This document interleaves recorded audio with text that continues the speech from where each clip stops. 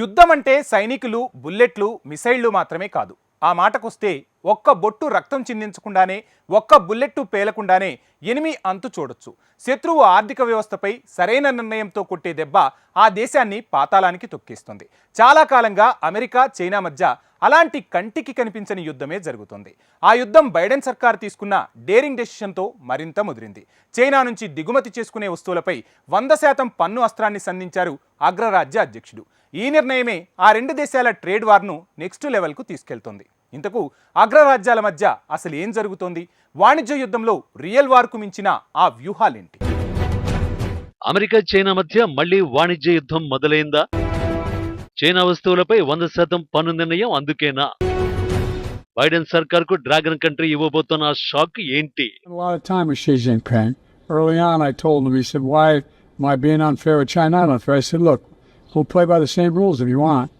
If you want to do business in China, you got to have a 51% Chinese owner. You got to provide access to all your intellectual property, etc. You want to do that in America? With silence. Sometimes they just outright steal through cyber espionage and other means. And it's been well documented and internationally recognized. And when you make tactics like these, you're not competing. It's not competition, it's cheating.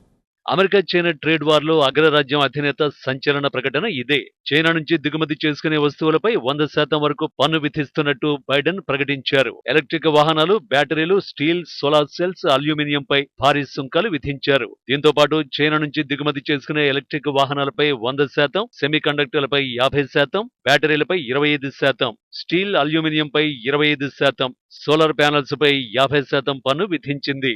వీటన్నింటిపై China భారీ రాయితీలు ఇచ్చిందని, దీని కారణంగా China కంపెనీలు ప్రపంచంలోని ఇతర దేశాల కంటే ఎక్కువ ఉత్పత్తి చేయడానికి ప్రేరేపించాయని బైడెన్ ఆరోపించారు. మరోవైపు 100% పన్ను ప్రకటన తర్వాత జిన్పింగ్ సర్కార్పై సంచలన ఆరోపణలు సైతం చేశారు బైడెన్. చైనా అన్యాయంగా తక్కువ ధరలకు అదనపు ఉత్పత్తులను మార్కెట్లో డంప్ చేసిందని, ప్రపంచవ్యాప్తంగా ఉన్న ఇతర తయారీదారులను వ్యాపారం నుండి దూరం చేసిందని ఆరోపించారు. ధరలు అసమంజసంగా తక్కువగా ఉన్నాయని, అందుకు చైనా కంపెనీలకు జిన్పింగ్ ప్రభుత్వం భారీగా సబ్సిడీ ఇవ్వడమే కారణమని ఆరోపించారు.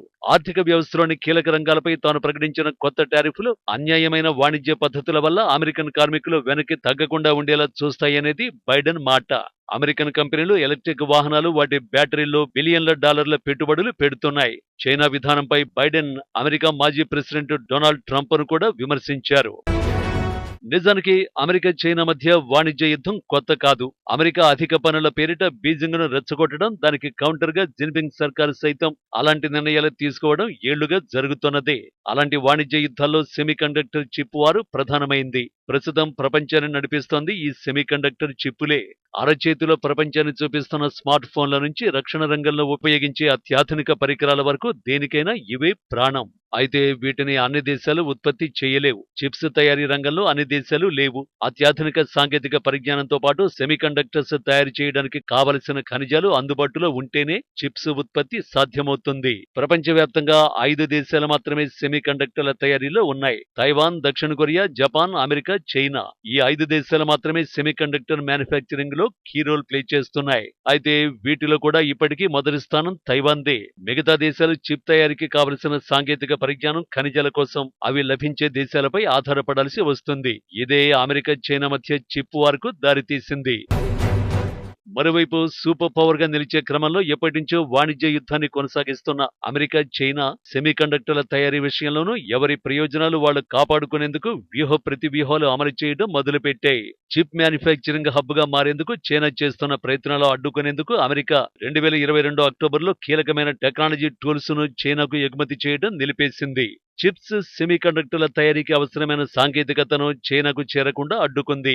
ఈ పరిణామం డ్రాగన్ కంట్రీ ఆగ్రహానికి కారణమైంది. దీంతో అగ్రరాజ్యాన్ని అదును చూసి దెబ్బకొట్టేందుకు కొంతకాలం పాటు ఎదురు చూసిన చైనా గత ఏడాది అమెరికాకు షాక్ ఇచ్చేలా ఓ నిర్ణయం తీసుకుంది. సెమీ కండక్టర్ల తయారీలో కీలక పాత్ర పోషించే 2 మూలకాలను విదేశాలకు ఎగుమతి చేసే విషయంలో ఆంక్షలు అమల్లోకి తెచ్చింది.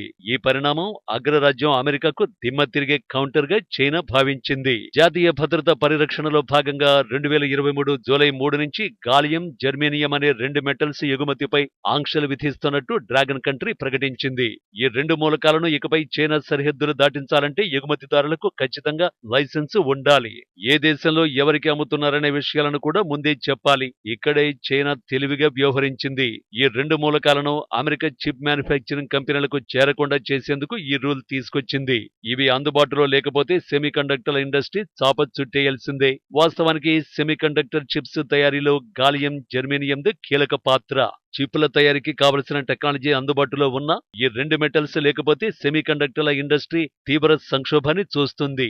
అందుకే ఈ చిప్స్ ఏ దేశంలో తయారైనా ఈ 2 మూలకాల కోసం ఆయా దేశాలు చైనా మీద ఆధారపడాల్సి వస్తుంది. ఎందుకంటే ప్రపంచవ్యాప్తంగా 80% గాలియం చైనాలోనే ఉత్పత్తి అవుతుంది.